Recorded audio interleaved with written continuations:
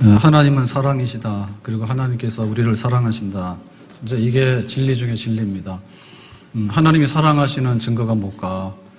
하나님이 세상을 만들 때 세상을 잘 만들었는데 그거는 하나님의 사랑에서 나온 작품입니다. 그리고 사람들을 만들 때 사람들을 잘 만들었어요. 이것도 하나님의 사랑이 반영된 그런 하나의 표현이 되겠습니다. 그런데 우리가 눈에 보이는 이 세상이나 혹은 사람들 보면서 지금 굉장히 많이 망가졌거든요. 그러니까 하나님의 사랑이 여기 과연 있는가 잘 못 보는 경우도 있고 상당히 의심스러운 부분도 있어요. 그래서 성경으로 돌아가서 하나님께서 우리를 어떻게 사랑하시는가 사랑에 대해서 성경에서 확인합니다. 자, 오늘 우리가 읽은 본문 중에서 31절에 보니까 이렇게 되어 있습니다. 그런즉 이 일에 대하여 우리가 무슨 말하리요? 만일 하나님이 우리를 위하시면 누가 우리를 대적하리요? 여기 위한다는 말하고 대적한다는 말이 비교가 되는데 하나님이 우리를 위한다. 하나님 우리를 이렇게 좋은 쪽으로 이끄시기를 원한다. 그런데 대적하는 자들이 과연 하나님이 우리를 위하는데 그거를 반대 방향으로 틀거나 훼손시킬 수 있겠는가? 그럴 수 없다는 얘기죠. 옛날에는 연예인들이 인기를 먹고 산다 했어요. 근데 뭐 지금은 연예인만이 아니라 운동선수들도 아무리 자기가 운동을 잘하더라도 또 인기가 있어야지 또 프로 선수는 대접을 받고 하죠. 지금 프로야구 지금 플레이오프가 이제 있게 되는데요. 좀 있으면 이제 한국 시리즈 있게 되는데 그 못한 팀들이 감독들 때문에 굉장히 골치가 아프고 또 굉장히 놀라운 소식들이 많아요. 그래서 어제 결정된 거는 기아의 감독이 선동열 감독이 2년 계약을 연장했는데 일주일 전에 했거든요. 근데 어제부로 자진 사임을 했어. 그건 뭐냐면 팬들이 환영하지 않는데. 그러니까 옛날에 아무리 유명한 선수 출신이라도 3년 동안에 성적이 안 좋았다. 그러니까 나가라. 그래가지고 구단에서는 2년 동안 재계약을 했는데 결국에는 이제 100개를 든 거죠. 뭐 그거 팬들이 싫다는데 견디기 어렵다 이렇게 본 거예요. 또 만년 꼴찌가 이제 하나잖아요. 하나. 하나에서도 이번에 또 꼴찌를 했는데 감독을 누구를 할까 그랬는데 그 하나 팬들이 하여튼간에 이게 성적을 내려면은 김성근 감독밖에 없다. 지금 이분이 나이가 72세로 돼 있더라. 그러니까 우리 나이로 73세인데 또 이제 모셔오라고 해서 막 감독 모셔오라고 막 시위를 한 거야. 난리가 났어. 그래가지고 결국에는 구단에서 여러 가지 생각이 있었겠지만은 이분을 결정한 것 같아. 그래서 어제 계약을 했다 하더라고. 근데 이제 지원하는 힘, 후원하는 힘이 어느 쪽으로 가는가. 그게 이제 프로야구도 결국에는 이제 승리를 해야 되는데 그거를 또 누가 박수치고 후원하는가 하면 그 팬들이 한다고. 그러니까 지지하는 사람들이 얼마 있는가 거기에 따라 다르다고. 그러면 우리가 살아가면서 내가 사랑받고 있는가 안 받고 있는가 과연 나를 위하는 분이 누군가 우리가 그걸 보면 내가 사랑받고 있는지 안 받고 있는지를 알 수 있어요. 어디 가더라도 천대받고 어디 가더라도 멸시받으면 그 사람은 살 수가 없어. 그리고 그냥 넘어져서 그냥 한번 쓰러지면 못 일어난다고. 근데 이렇게 세우는 분이 있어가지고 역풍이 불면은 역풍을 잠잠케 해서 순풍으로 바꾸고 밤이 오면은 이제 밤을 잘 지내서 새벽에 와서 아침이 오게 하고 또 실패를 하면 이렇게 세워가지고 성공케 하고 이러면 되거든요. 근데 우리에게 있어서 지금 제일 문제는 죄라고 하는 문제고 죄의 삭스 사망이에요. 그리고 결과로 볼 때는 하나님과 원수가 돼가지고 하나님의 심판을 받게 됐고 지옥 백성이라는 거예요. 그러니까 과연 이거를 끌어내고 이거를 해결하려고 하면 어떻게 되냐면 하나님이 마음을 돌이켜서 내가 너를 위한다. 그걸 하기 전에는 지금 지옥에 있는 사람을 천국으로 끌어낼 수가 없고 마귀의 종로를 하는 사람 해방해가지고 하나님의 자녀로 바꿔놓을 수 없단 말이죠. 근데 하나님께서 그렇게 마음을 결정하셨어. 내가 구원시키고 말 거야. 너는 내 것이야. 그러니까는 하나님께서 우리를 향한 마음이 일정하다. 그래서 하나님께서 우리를 구원하려고 작정을 하셨는데 그거를 누가 회방할 수 있겠는가? 하나님께서 우리를 구원하기로 하셔가지고 예정하시고 하나님의 아들을 보내시고 믿는 자에게 구원을 주시고 그래서 지금 여기서부터 천국까지 다 책임지겠다고 하는 하나님의 구원 계획이 우리를 위하는 것이기 때문에 거기에 하나님의 사랑이 담겨 있는 줄로 믿습니다. 요셉이 형님들한테 미움받아가지고 노예로 팔렸어요. 은20에. 그랬는데 그 노예로 가가지고도 누명을 쓰고서 감옥에 갔어. 그러면 요셉은 되는 게 아무것도 없는 사람이에요. 형님들한테도 팔리고 누명도 쓰고 감옥도 가고 그러니까는 만신창이가 됐잖아요. 근데 결과적으로 볼 때 하나님께서 요셉에게 하려고 하는 뜻이 있었거든요. 부모 형제가 너를 향해서 절을 하게 될 거야. 그리고 모든 사람들이 너에게 절을 하게 될 거야. 애굽의 총리가 됐단 말입니다. 애굽의 총리가 되는 것은 하나님께서 위하신다고 하는 그 하나님의 작정과 하나님의 의지가 그 인생에 반영이 된 거예요. 그래서 사람들이 쓰러뜨리고 대적하고 해방한다 하더라도 하나님이 이렇게 세워가지고 다시 애굽의 총리로 너는 쓸 것이다. 그런 뜻이 이루어졌습니다. 하나님께서 우리를 사랑한다고 하는 증거는 하나님께서 우리를 구원해가지고 너는 내 것이라고 작정하신 그 하나님의 계획 속에 우리가 들어있기 때문에 하나님의 사랑이 우리 속에 드러나 있는 줄로 믿습니다. 그러면 하나님의 그 위한다고 하는 그것이 결국에 이제 눈에 보여야 되잖아요. 자, 눈에 보이는 하나님의 사랑이 뭔가? 32절에 성경이 이렇게 기록합니다. 모든 사람을 위하여 내어주신 이가 어찌 그 아들과 함께 모든 것을 우리에게 주시지 아니하겠느냐. 여기 그 하나님께서 우리에게 사랑한다는 증거로서 선물을 보냈습니다. 근데 그 사랑의 선물이 뭔가 하면 하나님의 아들 예수 그리스도가 인간으로 오셔가지고 우리의 죄를 대신해서 십자가에서 고난받고 죽으시는 것. 그것이 하나님께서 우리에게 보낸 하나님의 사랑의 선물이에요. 왜냐하면 우리는 구원을 위해서 하나님의 아들이 십자가에서 대신 죽으시는 것이 필요하거든요. 그러니까 우리가 하나님의 사랑이 어디 있냐라고 얘기할 때 가을 하늘이 높아. 사실 하나님의 사랑이죠. 가을의 단풍도 아름답지만은 또 막 억새 축제도 하고요. 온갖 축제가 다 많아. 뭐 감하는 데는 감 축제도 하고 다 하는데 보면 다 하나님께서 어떤 그 뜻을 가지고서 만들어 놓으신 하나님의 사랑의 결과물들이에요. 우리가 그거를 보면서 하나님의 사랑을 읽거든요. 부부간에도 사랑을 하는데 그 사랑은 하나님께로부터 나온 거예요. 그런데 그 하나님께서 우리에게 나타내 주시는 그 증거들이 가장 근본적인 증거는 뭐냐면 하나님의 아들을 몽땅 십자가에서 죽도록 내주신 거. 그것이 하나님의 사랑의 선물 보따리 중에서 최고 큰 선물인 것을 믿습니다. 그러니까 우리는 그렇게 생각해요. 하나님이 너를 사랑한다 이렇게 얘기하면 항상 우리식으로 생각을 해서 야, 너 커피 그냥 돈 내지 말고 먹어. 혹은 식사에 초대해가지고 오늘은 내가 낼 테니까 오늘 식사 잘해. 우리가 그러면은 굉장히 뭔가 이렇게 사랑을 받았다 생각하고 생일도 이렇게 선물을 해줘야지 생일이 선물이 되는 거지 선물 안 하면은 굉장히 험악해 분위기가. 결혼 기념일을 기억해야 돼. 만약에 그걸 잊어버리면은 굉장히 곤란해요. 그러니까 우리 수준으로 하나님의 사랑을 생각할 때 야, 너 언제부터 예수 믿었냐? 예수 믿고 나서부터 재산이 얼마나 늘어났냐? 예수 믿고 나서 너는 병 고친 게 있냐? 예수 믿고 나서 네가 뭐 회사에서 잘된 일이 있거나 집안에 경사스러운 일들이 있느냐? 우리가 그런 걸 가지고 하나님이 너를 얼마나 사랑하는지를 항상 이렇게 보여주려고 하는 그런 습관이 있거든요. 근데 그거는 굉장히 이게 아주 어린 수준의 그 생각입니다. 하나님은 당신의 아들까지를 십자가에서 죽도록까지 우리를 사랑해서 내주셨어요. 그렇기 때문에 그 큰 사랑 속에는 작은 사랑들이 다 이미 포함이 되어 있는 줄로 믿습니다. 아브라함이 하나님의 명령을 받았는데 야, 너 독자 이삭 있지? 예. 모리아 산으로 가서 번제 드려라. 알겠습니다. 자기의 독자를 번제로 드리라는데 알겠다고 답은 속은 쓰립니다.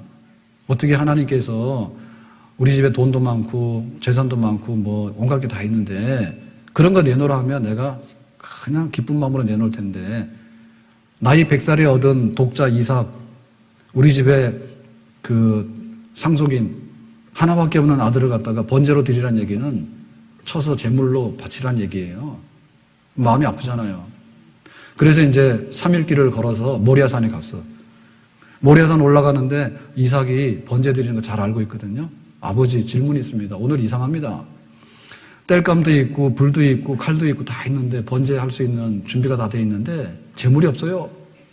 재물은 어디 있나요? 그랬더니 아브라함이 가슴이 뜨끔하잖아요. 하나님께서 네 아들을 바치라 했는데 차마 그 말을 못하는 거예요. 올라가 보면 안다. 하나님께서 예비하셨다. 그러고 가거든요. 하나님의 뜻을 받들기 위해서 자기 육신의 아들을 죽여야 되는 아브라함의 마음이 편치 않았죠. 그렇지만 하나님을 경외하는 마음으로 그렇게 했단 말입니다. 하나님께서 독생자를 이 땅에 내보내셔서 십자가에서 죽으시게 하는 그런 그 사랑의 선물을 우리에게 보낼 때 우리는 생각할 때 십자가에서 예수님이 죽는 거는 그냥 아무런 일도 아니야 이렇게 생각하는데 그렇지 않아요. 우리 아이들이 바깥에 나가서 놀다가 넘어져서 무릎 팍 깨지고 그러면 어떻게 합니까? 막 엄마들이 야단이 나죠. 막 약 발라주면서 아이고 네가 이렇게 아프냐 그러고 막 야단이 나잖아요. 그게 이제 그 부모의 마음이거든요. 그러니까 하나님께서도 하나님의 아들을 이 땅에 인간으로 내보내가지고 우리의 인류의 죄를 다 대신해서 갚아라라고 하는 것은 하나님 마음이 굉장히 아픈 일이에요. 그렇지만 내가 사랑하기 위해서 그렇게 하나님 아버지가 행하신 일이죠. 우리가 얼마나 귀한 사람인가라고 하는 것은요. 내가 가지고 있는 것을 평가해보면 내가 귀한 사람이잖아요. 내가 배운 게 많으면 나름대로 지식적으로는 내가 괜찮다 이렇게 생각하게 되고 그 다음에 이제 외모가 굉장히 괜찮다고 생각하는 사람은 나 얼굴 내놔도 괜찮다 이렇게 생각하는 거고요. 돈 많은 사람은 돈 자랑하는 거고요. 그런데 왜 사람들이 이렇게 고개를 숙이고 살아가느냐. 그거 사랑이 없어서 그래요. 네. 싸납지만은 사랑이 없으면은 고개 숙일 수밖에 없는 허전한 거예요. 그래서 우리가 하나님의 사랑을 받고 있다라고 하는 것을 알게 되면 자기 자신의 가치 굉장히 높아져요. 가을 하늘보다 높아져. 그런데 하나님의 사랑이라고 하는 이것을 우리가 받아들이지 못하고 있다면은 낙엽이에요. 예. 부부간의 사랑이 있긴 하지만 그 사랑으로도 목마르고 돈에 대한 것이 있긴 하지만 그 돈 가지고도 돈 많은 사람도 죽잖아요. 돈 많은 사람도 죽잖아. 그러니까 내가 얼마나 가치 있는 사람이고 내가 얼마나 가슴 뿌듯한 사람인가라고 하는 것은 하나님의 사랑이 나에게 있는데 그 사랑의 증거가 뭐냐라고 할 때 하나님이 독생자까지라도 아낌없이 십자가에서 죽도록 나를 위해서 그렇게 내보내셨다. 그러니까 나는 그만한 가치를 가지고 사는 사람이고 그만한 사랑을 먹고 사는 사람이라고 하는 하나님의 사랑을 우리 속에 담을 때 우리는 이 땅을 행복하게 살고 복 있게 살아갈 수 있는 아름다운 하나님의 사람이 될 수 있는 줄로 믿습니다.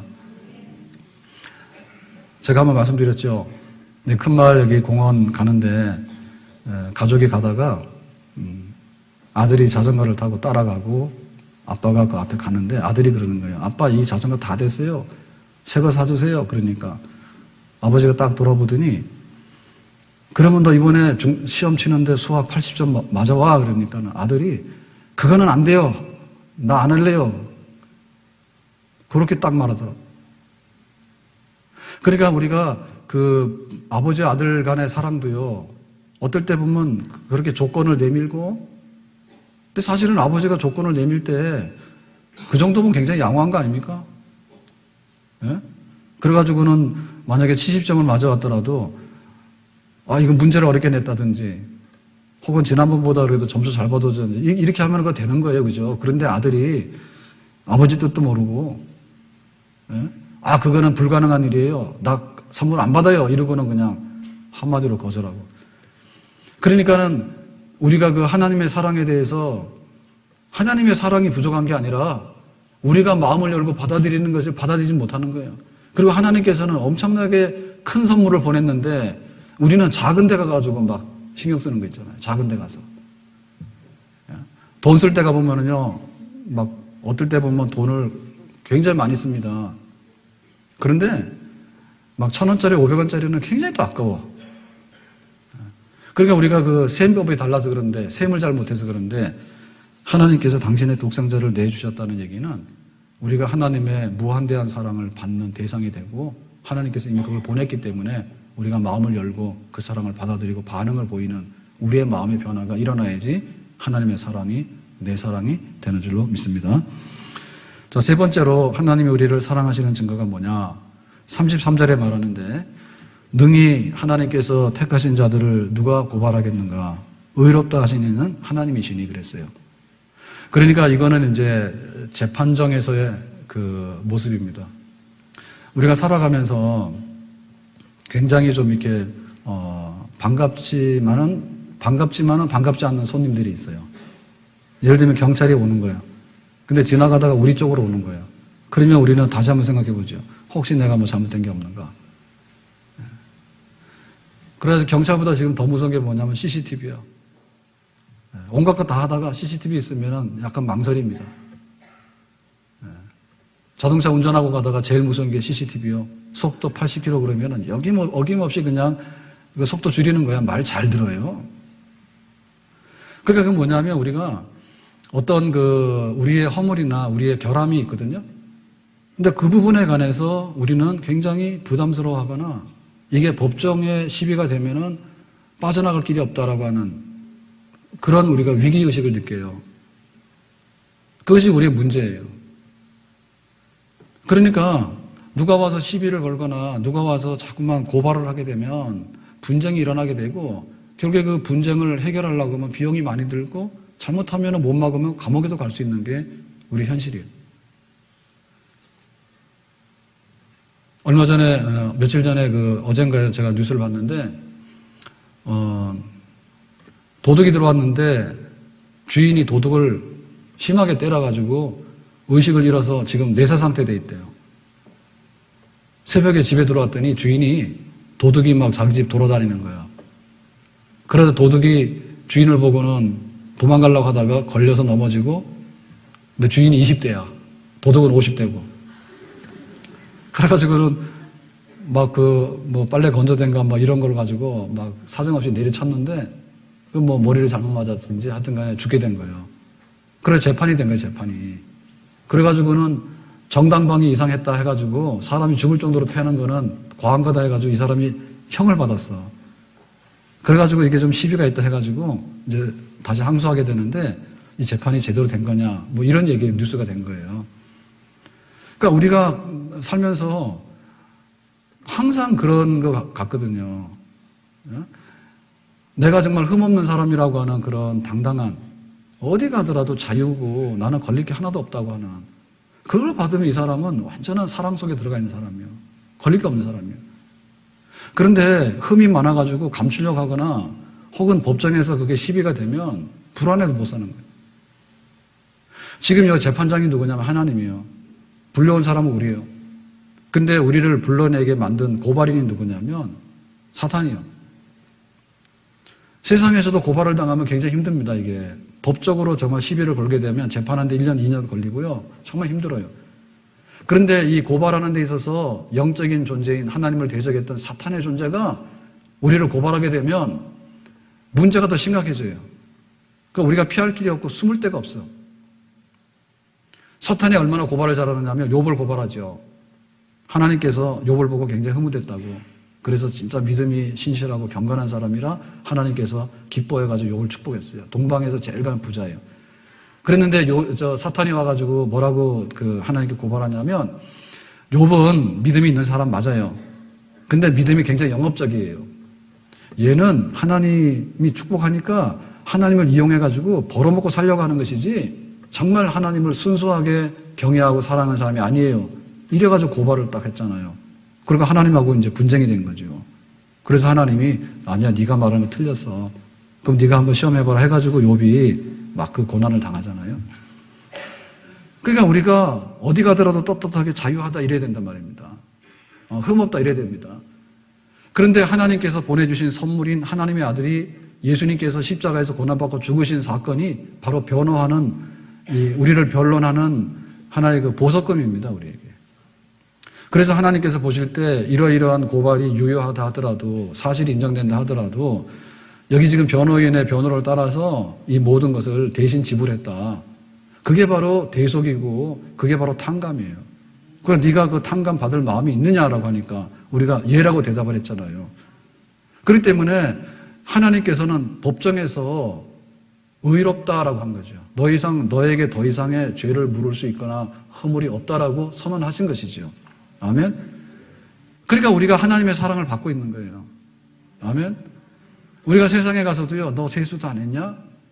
그러게 뭐 말씨가 왜 이렇게 표준말이 아니냐? 혹은 뭐 이렇게 옷도 잘 못 입어가지고 분위기 파악도 안 돼가지고 그렇게 좀 패션이 뭐냐? 뭐 이런 얘기를 듣더라도 우리가 굉장히 불편하고 부담감을 느끼잖아요. 더군다나 죄의 목록을 다 갖다 내놓고요. 우리를 딱 검사하게 되면 우리는 빠져나갈 길이 없어요. 도대체 우리가 자유하고 안전하고 흠없다는 그런 보장을 어디서 받게 되는 거예요? 하나님께서 우리를 사랑하실 때 그냥 뒷골목에 가가지고 말이에요. 그냥 막 이렇게 깡패인데 야, 너 잘한다 그러고 이런 식으로 사랑하는 게 아니에요. 하나님은 완전한 법정에서 우리를 세워놓고 천하 만민에게 향해서 그리고 하나님을 대적하고 우리를 해롭게 하는 사탄의 고발장을 갖다 놓고도 법정에서 공개적으로 선언하신 겁니다. 우리는 의롭다고 믿는 자들에게. 아멘? 그렇기 때문에 우리가 그런 혜택을 받았는데 걱정할 일이 없잖아요. 세상의 법정에 가가지고 다투는 일이 얼마나 많은지 모르고요. 세상의 판단은 거꾸로 되는 경우도 굉장히 많습니다. 억울한 일을 당하거나 혹은 또 자기의 사정을 형편을 이게 이해받지 못해가지고 가슴 저리고 하는 일들이 너무 많거든요.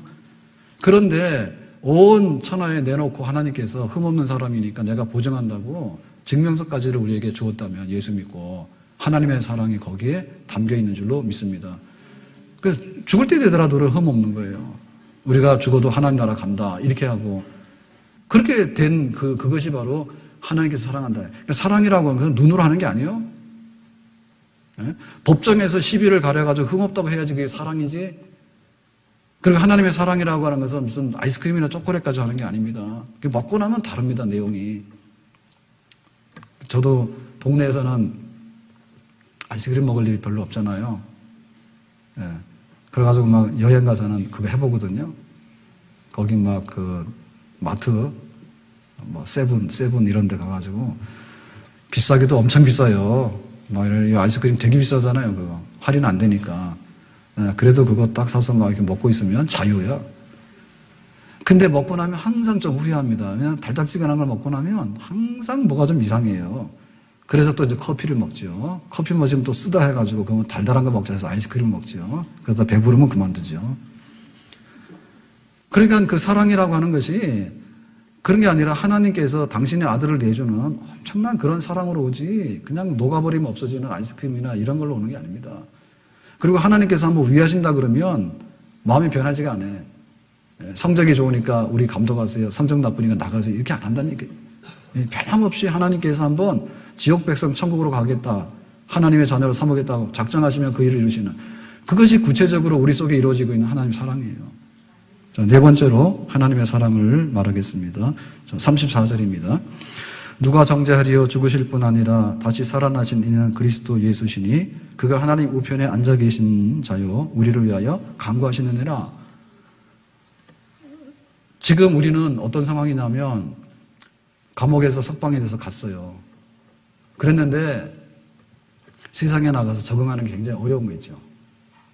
너 과거에 그런 허물이 있지 그러면은 고개를 못 들고 취직하려고 갔더니 일자리 없다고 그러면은 또 배고파야 되고 그래가지고 뭐 좀 살만하면은 그 다음에 병이 털컥 나고 그 건강관리를 열심히 했다 보니까 어느 날 사고가 나서 다리가 부러지고 그것이 지금 이 세상이에요.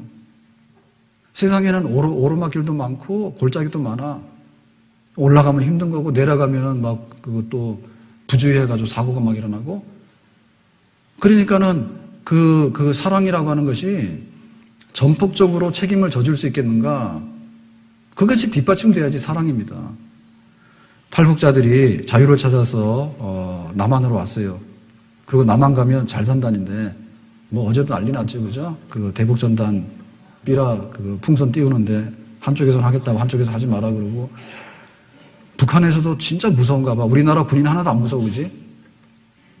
우리나라 군인 없어져라, 뭐 군인 다 해체하라 이런 말 잘 안 하더라고. 근데 삐라는 제발 좀 띄우지 마라 그러잖아, 북한에서.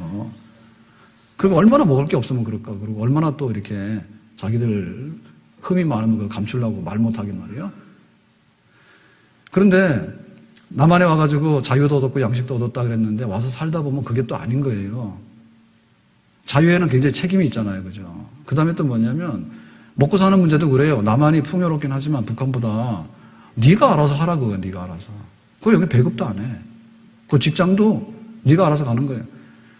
그러니까 이게 부모 유산이 없거나 혹은 교육을 잘 받아가지고 경쟁력이 있으면 굉장히 편한 세상이지만은 만약에 경쟁력이 없거나 자기가 뒤진 게 있으면 굉장히 고달픈 세상이에요. 그러니까 한국에 와서 꿈이 있었지만 꿈을 이루지 못하고 그래가지고는 다시 북한으로 돌아가는 사람도 있고 막 그랬대잖아요. 그러니까 지금 우리가 하나님의 사랑을 받고 사는데 하나님께서 법정에서 너는 흠없으니까 가라 거기까지만 했다 그러면 그 사랑은 부족한 사랑이지. 그러니까 예수님께서 하나님 보좌 우편에 계시면서 지금도 일하고 계시는데 그건 뭐냐면 우리가 기도를 하게 되면 그 기도를 예수님께서 하나님의 아들이 하나님 아버지에게 대신 청구하는 거예요.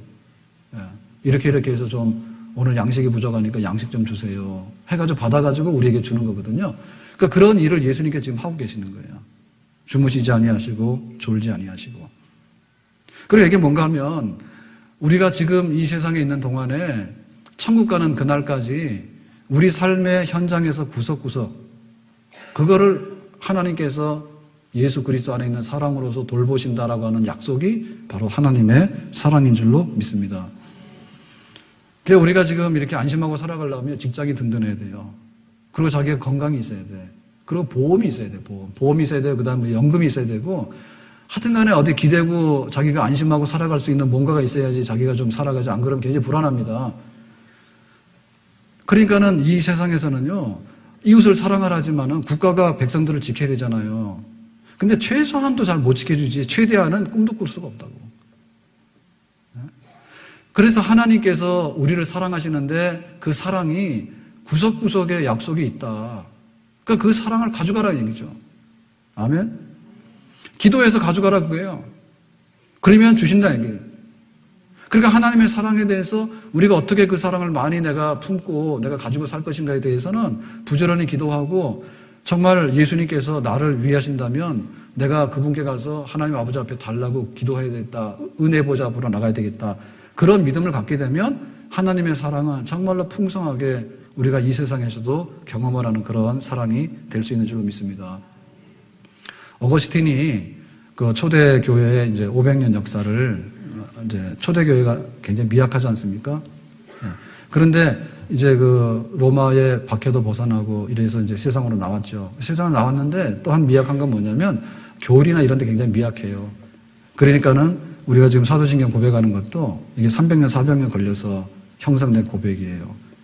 그러니까는 그 초대교회가 굉장히 그 진리를 잘 분간하는데 연약하고 이런데 하여튼 간에 초대교회의 신학적인 그런 정리의 완성은 어거스틴을 통해서 이루어졌다. 우리는 그렇게 이해하고 있거든요. 그리고 역사적인 인물입니다. 그런데 그 어거스틴이 그 어머니 모니카가 없었으면 힘들었겠다. 굉장히 똑똑하고 총명했지만은 17살 때 동거해가지고 사생아 낳고 그리고 신실한 어머니 크리스찬인데 집 나가가지고는 만이교에 빠져가지고 그거 하러 다니고 그렇게 탈선했다고. 그런데 결국에 그 어머니가 눈물로 기도하고 자식을 위해서 눈물 뿌리는 그 자식은 안 망한다. 그래서 결국엔 어거스틴이 나이가 30이 넘어가지고 회심해서 와요. 아들이 이만큼 크죠. 그런데 나중에 이제 회심해서 하나님 품으로 돌아오거든요. 그러니까 그 어머니의 그 중보 기도가 하나님께 상달된 게 아니겠는가. 그래서 또 어머니 모니카 이렇게 유명합니다. 그러니까 지금도 하나님의 사랑을 받아들이는 데 있어서 우리에게도 그러한 약속이 있는 줄로 믿습니다. 우리 자녀들을 위해서 줄 것 많아요. 자녀를 위해 줄 것 많아요. 그러니까 하나님께서 약속하는 것을 예수님의 이름으로 가져와서 우리 자녀들이 갖다 주는 거. 우리가 세상 살아가면서 불안한 게 굉장히 많습니다. 그 무한보증, 우리가 책임을 얼마나 져줄 것인가라고 하는 것이 우리의 관건이거든요. 약속을 해놓고 하나도 이행 안 하면 그건 꽝입니다. 세상에 있는 것들은요, 대부분의 경우가 소모품이에요. 그리고 시간이 가마다 낡아지는 거예요. 아무리 좋은 자동차를 사더라도 지금 우리 뭐 핸드폰은 수명이 거의 한 2년밖에 안 되잖아요. 그리고 새 거 나오면 또 막 새 거 바꾸고 그러잖아요. 그러니까 이거는 사실은 무한 보증이라든지 무한 책임이라는 개념하고는 달라요. 와서 차가 고장이 나면 이거 이렇게 AS도 해주고 해야지 그게 차를 잡고 타고 다니는 것이지. 그러니까는 지금 현재로 계속해서 어떻게 공급이 잘 되는가가 서비스예요. 삶의 질이에요. 근데 그 부분에 대해서 하나님께서 우리에게 주시는데 우리는 받을 자격이 없거든요. 하나님이 어디 계신지 우리가 어떻게 합니까? 우리 같은 사람이. 길거리 지나가는 사람한테 길 묻더라도 대답도 잘 안 해주잖아요. 그런데 가가지고 내 인생에 달린 문제를 붙들고 얘기해가지고 누가 답을 해줍니까? 아무도 안 해주죠. 그런데 하나님께서 우리에게 답을 해주시겠는가? 그렇기 때문에 하나님의 아들, 십자가에서 죽으신 하나님의 아들 예수 그리스도의 이름으로 우리가 하나님 아버지 앞에 구하는 거죠. 그죠? 그렇게 구하면 주신다 약속했잖아. 그러니까 우리의 삶의 질에 있어서 모든 것을 보장해 줄 수 있는 것이 바로 하나님의 사랑입니다. 그러니까 이 사랑을 우리가 거절한다고 하는 얘기는 대책 없는 얘기입니다. 우리가 노력해서 갖고야 될 게 있어요. 내가 자동차를 막 이렇게 잘 관리를 한다. 아니, 타이어가 뭐 5만 킬로 되면은 마모가 되고 한다면서요. 그러면 그 다음에 문제는 새 것으로 바꾸거나 뭔가를 해야 되지 무한정 가는 게 아니에요. 그러니까 우리가 노력해야 될 부분이 있지만은 노력해서 안 되는 부분이 우리 인간들에게는 분명히 있습니다. 내 마음대로 못하는 것들이 얼마나 많습니까? 그렇기 때문에 하나님께로부터 우리가 받을 수 있는데 그 통로가 하나님의 아들 예수를 믿음으로 인해서 우리가 받게 된 것. 그것이 하나님께서 우리에게 사랑해 주니까 사랑이라고 하는 것은 그야말로 받기도 싫어하는데 거절하는데 억지로 갖다 주는 게 아니라 정말 내가 마음을 열고 기도하면서 하나님의 사랑을 간청하는 자들에게 공급하시는 그런 사랑이 진정한 사랑인 줄로 믿습니다. 예수 사랑하심은 거룩하신 말일세 우리들은 약하나 예수 권세만 도다. 다 같이 날 사랑하심 날 사랑하심 날 사랑하심 성경에 써 있네. 앞에서 4가지로 말씀드렸어요. 다음 주에 5번째 말씀드리겠습니다. 정말 하나님의 사랑이 뭔가, 하나님이 우리를 위하시는데 누가 와서 해방하겠는가? 하나님의 사랑이 당신의 독생자를 내주신 어마어마한 그런 증거가 있는데 그거를 누가 부정하겠는가? 우리가 시비가 붙으면 당할 길이 없는데 하나님의 법정에서 만천하에 흠없다 해서 증명서를 줬는데 누가 와서 우리를 해코지 하겠는가? 이 험악한 세상을 살아가면서 우리를 누가 무한 책임, 누가 무한 보증을 해줍니까? 그런데 거기에 대해서 구하는 자들에게 은혜의 보좌 앞으로 나와서 구하는 자들에게 예수의 이름으로 구하는 자들에게 주신다 했으니까 하나님의 사랑은 굉장히 구체적이고 움직일 수 없는 증명을 가지고 있고 증거를 가지고 있는 그런 사랑이 하나님의 사랑인 줄로 믿습니다. 자, 그럼 어떻게 될 건가? 여러분, 하나님의 사랑을 내 삶 속에 받아들여야지 바로 살 수 있어요. 그러니까 이 하나님의 사랑을 우리가 받아들이지 못하면은 어떤 결과가 오냐면 사랑의 병이 납니다. 이 사랑이 좋은 것인데 사랑이 병나면 잘못된 사랑으로 터지는 거예요. 그래서 전형적으로 나오는 게 뭐냐면 술꾼은요, 술 중독된 사람은 밥 먹고 나서도 술 먹으려 해요. 그러니까 우리에게는 세상에 사랑 종류가 여러 가지가 있는데 그것 말고 하나님께서 우리를 사랑하시는 사랑을 받아야지 그 사랑에 우리가 충족감을 느끼고 비로소 사랑받는 존재라고 하는 것을 알도록 돼 있는 것이 바로 우리 인간이에요. 우리 강아지가 우리를 아무리 사랑한다고 따라오더라도 그 사랑으로 만족 못하는 게 사람이에요. 우리가 화초를 키우면서 꽃을 피우고 단풍 보면 예쁘다고 하잖아요. 근데 그것 가지고서 우리가 만족 못하는 것이 우리 속에 들어있는 사랑의 그릇이 따로 있어. 근데 이게 엎질러지게 되면 뭐냐면 우상 숭배하는 거예요.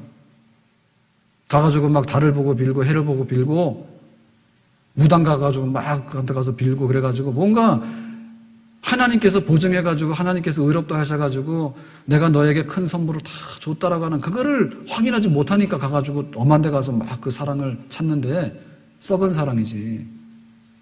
지옥으로 향하는 사랑이거든요. 잘못된 사랑이거든요. 그러니까 우상 숭배하고 우상을 사랑하고 그러니까 그런 사람들도 기가 막힙니다. 그 설악산이 여러 저기가 있잖아요. 근데 우리가 대부분 가는 거가 그 내설악이죠, 그냥. 그죠? 설악으로 들어가서 신흥사 가는 거기 설악이라 하잖아요, 보통. 근데 옛날이랑 다르더라고. 그 설악동 들어가서 케이블카 있는 데 있잖아요. 거기가 소공원이라잖아, 소공원. 근데 그게 아주 엉망이 돼서 만시창이가 됐더라고. 근데 우리나라 별로 안 좋은 것 같아. 아니, 불교가 그러면은 불교 연구해가지고 좀 이렇게 하지. 자꾸만 그 불상을 어마어마하게 만드는데 그 어마어마한 불상이 그 불교의 갈급함 같아요. 허기진 것 같아. 부처님 네 마음이 있다는데 왜 자꾸 큰 거를 만들어가지고 막 동양 최대만 계속 만들어가지고요. 설악산하고 너무나 안 어울려요. 언밸런스예요. 근데 그건 북한산과도 마찬가지예요. 북한산도 갔다 하면 그 산속에도 헬기 띄워가지고 막 거기다 건축을 합니다. 근데 안 맞아요. 그거 우리는 가서 자연이라 하는데 불교가 자연주의 아닙니까?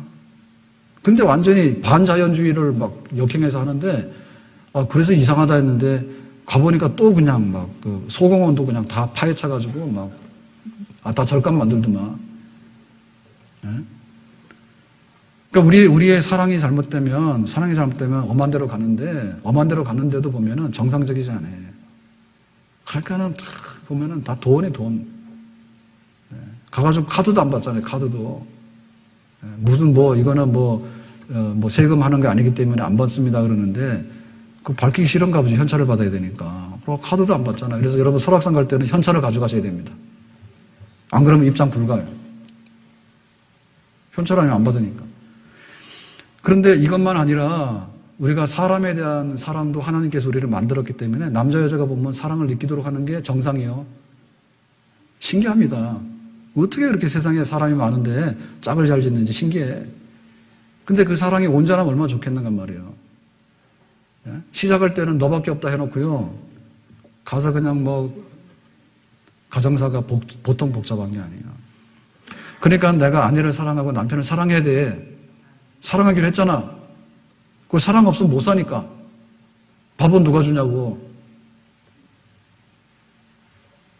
그리고 부인들도 굉장히 고맙지 않습니까? 남편이 월급 봉투 갖다 주면 굉장히 고마운 거지. 요새는 또 남자가 힘들면 여자가 또 월급 봉투 가져오면 되는 거죠. 서로 간에 상부상조하고 사시면 돼요. 그런데 그 사랑에도 결함이 굉장히 많아요. 조건이 안 맞으면 다 갖다 깨 부셔버리는 거예요. 옛날에 이뻤는데 왜 안 이쁘냐? 그러면 너는 온전하게 보장되어 있냐? 아니잖아. 여자가 늙으면 남자도 늙는 거 아니에요? 딴소리하고 말이에요. 그러니까 그 사랑이 목말라가지고 나중에는 자꾸만 그거 외도해가지고 부인을 열어두면 그 사랑이 채워지는 겁니까? 그게 아니에요. 그러니까 그게 하나님의 사랑으로 채워져야 될 부분이 안 되기 때문에, 그러니까 하나님의 사랑이 있으면 남편도 아내도 굉장히 예뻐 보여요. 아멘? 그러니까 제가 잘 살잖아요. 우리 자녀들도 마찬가지입니다. 기분 좋을 때는요, 너무나 우아합니다. 전화해가지고요, 그래, 너 막 치킨 배달해줄게, 피자 배달해주고 막 그럽니다. 근데 그냥 또 부모 중에 성질나면요, 갖다 버려버립니다, 자식들을. 자식이 무슨 죄가 있어? 허구한 날 집에서 싸우고 말입니다. 나중에 말이야, 엄청나게 상처를 받고 말이야. 부모 사랑 때문에 태어났는데, 부모 때문에 그 상처가 잘못돼가지고, 사랑이 잘못돼가지고, 얼마나 막 상처받은 인생을 사는지 몰라요. 어떻게 할 거야, 앞으로. 그러니까 이 사랑을 내가 알고 하나님의 사랑을 받으면서 내가 사는 것은 내 인생의 문제예요, 지금. 하나님의 사랑을 거절하면 지옥행이지, 그거는. 부부간에도 우리가 부족하기 때문에 둘이서 사는데 그 둘의 사랑을 연합해 줄 수 있는 것은 예수 그리스도밖에 없어요. 아멘.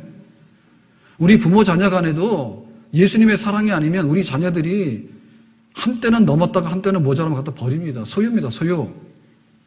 우리 기분풀이하는 대상이 돼버리는 거죠. 그건 안 되거든요. 우리가 세상에 나가서 일을 해야 됩니다. 일하는 거 사랑해야 돼요. 땀 흘려 일하는 굉장히 고귀한 거예요. 그러니까 직장을 사랑해야 돼. 노동을 사랑해야 돼. 그런데 노동이 너무 과혹하잖아. 그리고 돈 된다 그러면 가서 천부살인 돼버리잖아요. 그러니까 하나님의 사랑이 우리 일터에 반영이 돼야지 일을 선하게 하는 것이고 보람 있는 열매, 온갖 짓 다 한다니까요. 그 잘못되면.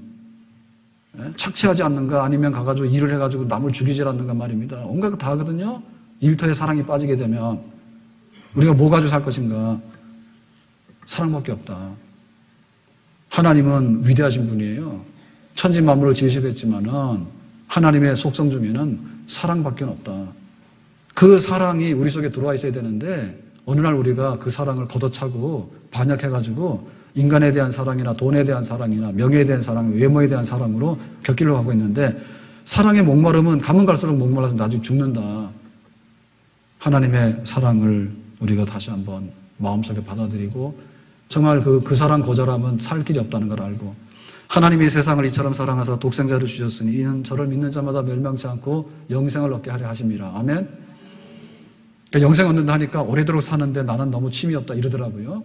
뭐 죽었다 살았다 해야지 극적이라나 그런 걱정 안 하셔도 돼요. 영생이라는 말은 죽지 못해서 길게 사는 것이 아니라 질이 보장되는 삶입니다.